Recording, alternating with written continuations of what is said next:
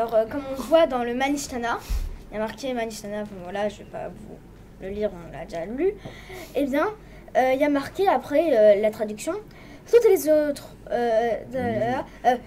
autres nuits, nous ne trompons pas même une fois, cette nuit 2 fois. Mais pourquoi on dit 2 fois, c'est si différent? Enfin, 2 fois, c'est pas non plus si différent. Enfin, il y a des choses tellement plus différentes dans le Manishtana, et là c'est quelque chose pas du tout très différent des autres nuits. Enfin, on peut tout à fait tremper, il dit Raphaël, on peut tout à fait tremper. On peut tremper ses frites dans le ketchup. Voilà, ça peut arriver qu'on trempe. Il n'y a pas quelque chose. Est-ce que c'est moi, tous les soirs, mes enfants trempent leurs frites dans le ketchup. Différence pour le relever parmi les questions du Manishtana. Au Canada, c'est la poutine, c'est tremper les frites dans le fromage. Voilà. Ça s'appelle la poutine. Alors on est en éveil et chaque détail il nous perturbe. Curiosité. Et il vous perturbe aussi. Et donc du coup, chaque détail qui change, on le relève pour essayer de s'en servir pour en parler. Maintenant, on va après toutes ces questions, on va développer plein d'idées qui vont magnifiquement expliquer la sortie d'Égypte. Donc chaque détail est un moyen de susciter cette question. Bon, Raphaël, ce que j'ai envie de te dire, et c'est un peu une idée qui est véhiculée par le Rav Osher Weiss dans sa Haggadah, c'est de montrer que les 4 questions qu'on a lues répondent à la même problématique. C'est-à-dire, et vous l'aurez constaté les enfants, le soir du Seder, on est un peu perturbé. On fait tout un tas de choses qui ont l'air de nous rappeler qu'on était des esclaves et qui ont l'air de se rapprocher de notre condition d'esclave. On l'a dit, on va manger des herbes amères, on va réciter un certain nombre de textes qui nous rappellent la condition qui était la nôtre, et en même temps, on a trempé dans l'eau salée. L'eau salée, ça rappelle les larmes. Et en même temps, on fait tout un tas de choses qui ont l'air de nous montrer qu'on est des hommes libres. Regardez, même la matzah, c'est la première question du Manishtana, et elle pose toute cette ambiguïté. La matzah, c'est à la fois le halachmania, c'est à la fois le pain de pauvre, mais c'est aussi le pain qu'on a dû faire cuire dans la précipitation au moment où on est sorti d'Égypte. Donc, en même temps, une face de la matzah a l'air de symboliser l'esclavage, et l'autre face a l'air de symboliser la liberté. Donc, le maror, c'est toute la problématique.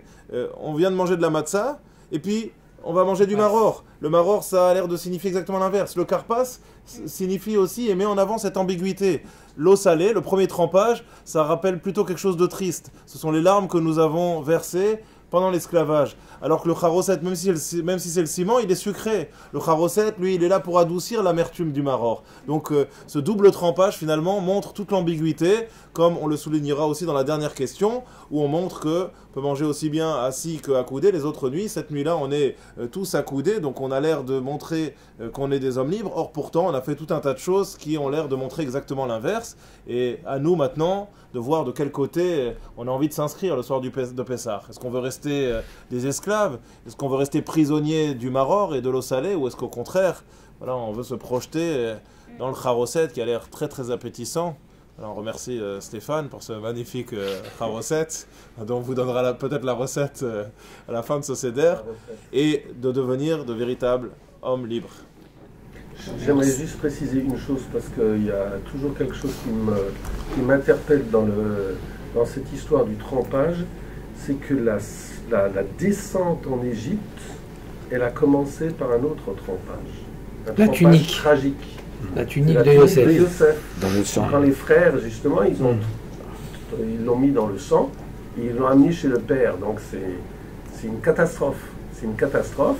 Et le fait que justement, à travers la présence des enfants, des petits-enfants, quels que soient les enfants et les petits-enfants, on essaye de les rassembler ensemble pour répondre à cela. Répondre par la hardout, par une symbiose, une unité de la famille qui est la réponse à des moments qui peuvent être très difficiles dans la vie.